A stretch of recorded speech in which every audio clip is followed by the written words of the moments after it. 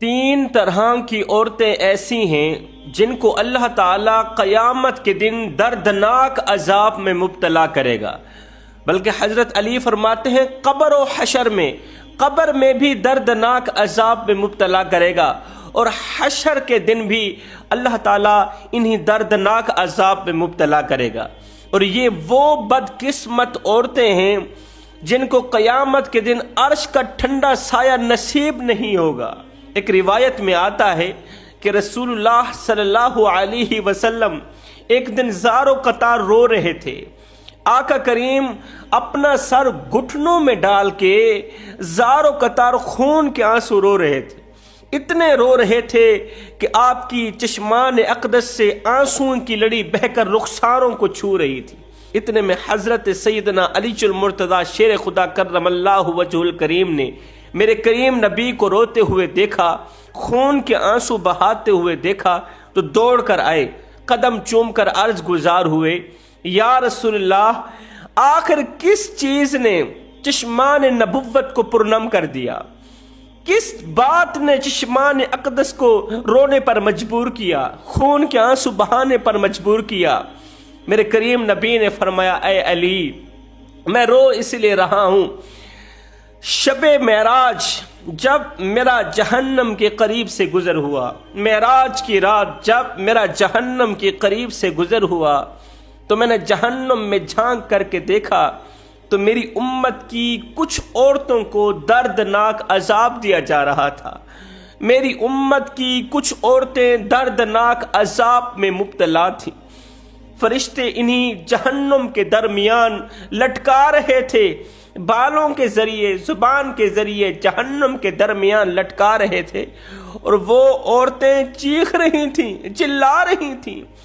وہ جس قدر چیختی تھیں، جتنا زیادہ چیختی تھیں، چلاتی تھیں، فرشتے اتنا زیادہ عذاب اور مسلط کرتے اور زیادہ عذاب میں مبتلا کرتے انہیں۔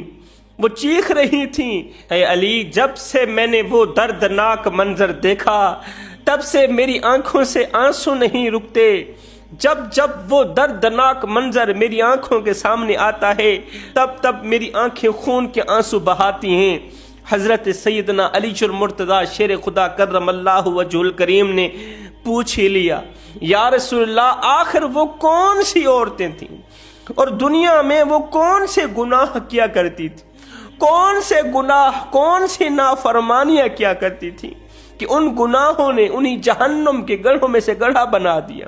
یہ سن کر رسول اللہ صلی اللہ علیہ وسلم نے فرمایا اے علی، پہلی گنہگار عورت کا حال بیان کرتے ہوئے میرے کریم نبی نے فرمایا، جب میں نے جہنم میں پہلی عورت کو دیکھا، اس حال میں دیکھا کہ فرشتے اس عورت کے بال پکڑ کر جہنم کے درمیان اس کے بالوں کے ذریعے اسے لٹکا رہے تھے، بالوں کے ذریعے اس عورت کو لٹکا رہے تھے۔ جب میں نے وجہ دریافت کی، جب میں نے جبریل علیہ السلام سے پوچھا، جبریل بتا تو صحیح، آخر اس عورت نے کون سا ایسا گناہ کیا تھا، کون سا ایسا جرم کیا تھا کہ اس گناہ نے اسے اس قدر عذاب میں مبتلا کر ڈالا؟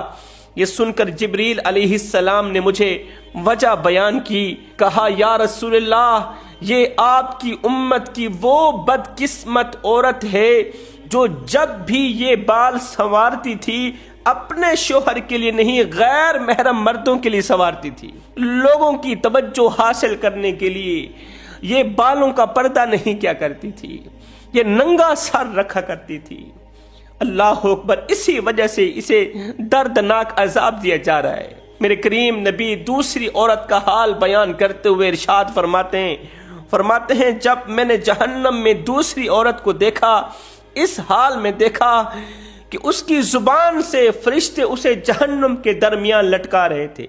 اس کی زبان اتنی لمبی ہو چکی تھی کہ اس کی زبان کے ذریعے فرشتے اسے جہنم کے درمیان لٹکا رہے تھے، اور فرشتے اسے جہنم کا ابلا ہوا پانی پلا رہے تھے، ابلتا ہوا پانی پلا رہے تھے۔ وہ چیختی تھی، چلاتی تھی، جتنا زیادہ اسے درد ہوتا تھا، جتنا زیادہ وہ چیختی تھی روتی تھی فرشتے اتنا زیادہ عذاب مسلط کرتے تھے، اتنا زیادہ عذاب بڑھا دیتے تھے۔ میں نے جبریل علیہ السلام سے وجہ دریافت کی تو جبریل علیہ السلام نے عرض کی، یا رسول اللہ، یہ آپ کی وہ بدقسمت خاتون ہے، وہ بدقسمت عورت ہے کہ اسی زبان سے ایسا جملہ بولتی تھی جو جملہ اس کے شوہر کو تکلیف دیتا تھا، جو جملہ اس کے شوہر کو درد دیتا تھا، شوہر کو دکھ دیتا تھا، شوہر بیچارہ رونے پر مجبور ہو جاتا تھا۔ وہ شوہر جو صبح سویرے گھر سے باہر نکلتا، پورا دن خاک چھانتا تھا، روزی روٹی کماتا تھا کہ مجھے کچھ ملے نہ ملے میری بیوی کو روٹی کا ٹکڑا مل جائے، میری بیوی کی ہر ایک خواہش پوری ہو، بیوی کی ہر ایک ضرورت پوری کرنے کے لیے پورا دن کڑکتی دھوپ اور تتی ریت پر خاک چھانتا۔ شام کو تھکا ہارا شوہر جب گھر کی دہلیز پر قدم رکھتا تو بجائے اس کا استقبال کرنے کے کوئی ایسا جملہ بولتی تھی کہ اس کی تھکاوٹ اور زیادہ بڑھ جاتی تھی، وہ بیچارہ رونے پر مجبور ہو جاتا تھا، وہ اللہ سے شکوہ کرنے پر مجبور ہو جاتا تھا، اللہ میں تیری بندی کے لیے کیا سے کیا کچھ نہیں کر پا رہا، نہ ہم رہے دل لگانے کے قابل، نہ دل رہا غم اٹھانے کے قابل، ربا تیرے بندوں نے دیے اتنے غم، چھوڑا نہ ہمیں مسکرانے کے قابل۔ ایک اللہ والے کو خواب کی دنیا میں کسی کہنے والے نے کہا کہ جلدی کرو فلاں قبرستان میں جاؤ، اٹھو جلدی کرو فلاں قبرستان میں چلے جاؤ۔ یہ اللہ والا فوراً ہی اٹھا قبرستان کی طرف روانہ ہوا۔ جب قبرستان میں پہنچا تو کیا دیکھتا ہے کہ وہاں دو چار کتے کسی چیز کو کھا رہے ہیں، گوشت کھا رہے ہیں، کسی چیز کا گوشت کھا رہے ہیں، دو چار کتے قبرستان میں موجود ہیں۔ یہ اللہ والا کہتا ہے میں دوڑ کر کتوں کے قریب گیا، کیا دیکھتا ہوں کہ وہ مردہ لاش کا گوشت کھا رہے ہیں، مردہ لاش کا گوشت کھا رہے ہیں۔ وہ لاش کس کی تھی؟ قبر سے باہر کیسے نکلی؟ کیوں نکلی؟ قبر سے باہر اس لیے نکلی تھی کہ مسلدھار بارش اس طرح کی برسی کہ قبر پھٹ گئی۔ اور وہ مردہ لاش کس کی تھی؟ یہ اس علاقے کی ایک خوبصورت لڑکی کی لاش تھی۔ قبر کے پھٹنے کے بعد یہ لاش قبر سے باہر کیوں نکلی؟ اس لیے کہ لوگ دیکھیں اور عبرت حاصل کریں۔ اللہ والے نے اس مردہ لاش کو اس حال میں دیکھا کہ وہ برہنہ ہوئی پڑی تھی۔ کافی تلاشی کے بعد اس لڑکی کے عزیز و اقارب مل ہی گئے، عزیز و اقارب کے ساتھ اس لڑکی کو کفن دیا، دوبارہ کفن دے کر اس کی تدفین کی۔ یہ سب کچھ دیکھنے اور جاننے کے لیے اللہ والے نے استخارہ کیا۔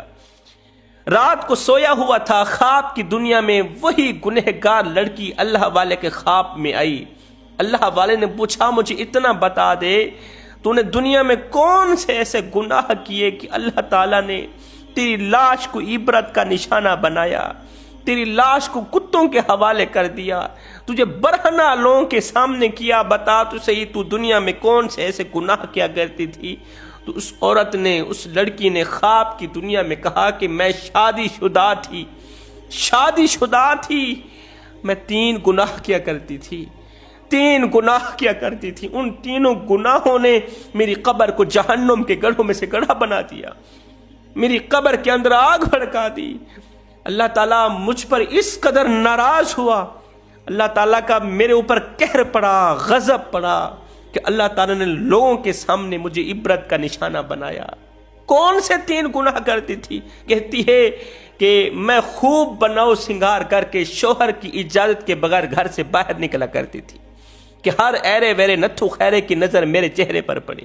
کہتی ہے کہ میں منہ سے ایسے جملے نکالتی تھی جس سے میرے شوہر کا دل دکھتا تھا، میرے شوہر کا دل ٹوٹ جاتا تھا، میرا شوہر رونے پر مجبور ہو جاتا، اللہ سے شکوہ کرنے پر مجبور ہو جاتا تھا۔ تیسرا گناہ جو بہت بڑا گناہ ہے، میں معاشرے میں فحاشی پھیلایا کرتی تھی، شوہر کی غیر موجودگی میں اپنے گھر میں غیر محرم لوگوں کو بلاتی تھی، غیر لڑکوں کو بلاتی تھی، ان سے باتیں کیا کرتی تھی، ان سے گناہ کیا کرتی تھی۔